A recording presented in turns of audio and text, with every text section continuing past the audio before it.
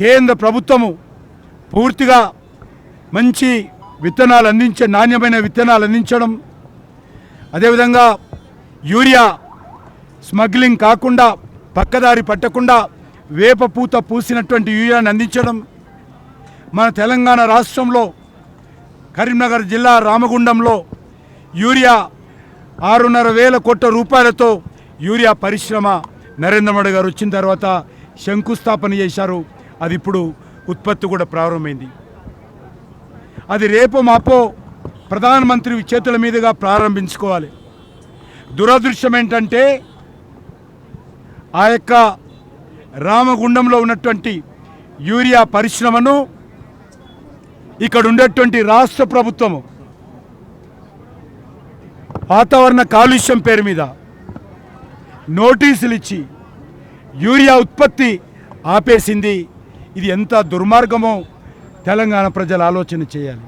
ప్రధానమంత్రి గారు వస్తారేమో, యూరియా పరిశ్రమ ప్రారంభిస్తారేమో. ఆ రకంగా ప్రారంభిస్తే మరి మా కుటుంబానికి నష్టము అని ఆలోచనతో ఈరోజు కేంద్ర ప్రభుత్వానికి సంబంధించినటువంటి యూరియా పరిశ్రమను నోటీసులు ఇచ్చి వేధిస్తున్నటువంటి పరిస్థితి మనకు కనిపిస్తూ ఉంది. దేశంలో ఎక్కడ కూడా ఈ రకమైనటువంటి పరిస్థితి లేదు.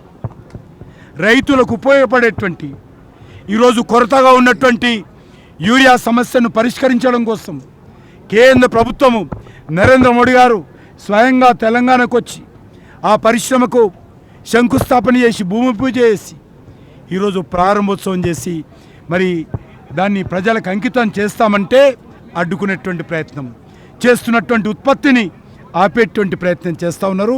ఇది మంచిది కాదని ఈ సందర్భంగా మనం చేస్తున్నాం.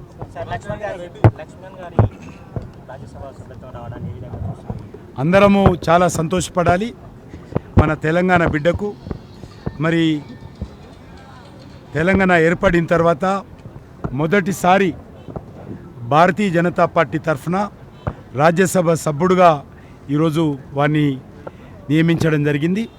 మరి నేను ఈ సందర్భంగా నరేంద్ర మోడీ గారికి, అదేవిధంగా అమిత్ షా గారికి, నడ్డా గారికి, బీజేపీ అధ్యక్షులు జాతీయ నేను మనస్ఫూర్తిగా తెలంగాణ ప్రజల తరఫున హృదయపూర్వకమైనటువంటి ధన్యవాదాలు తెలియజేస్తా ఉన్నాను. ఖచ్చితంగా డాక్టర్ లక్ష్మణ్ గారు రాజ్యసభ సభ్యుడిగా అయిన తర్వాత తెలంగాణలో భారతీయ జనతా పార్టీ మరింత పటిష్టతకు ఉపయోగపడుతుందనే విషయాన్ని మనం చేస్తా ఉన్నాం. ఇంకా తేలలేదు, చెప్తారు మా అధ్యక్షుల వారు చెప్తారు.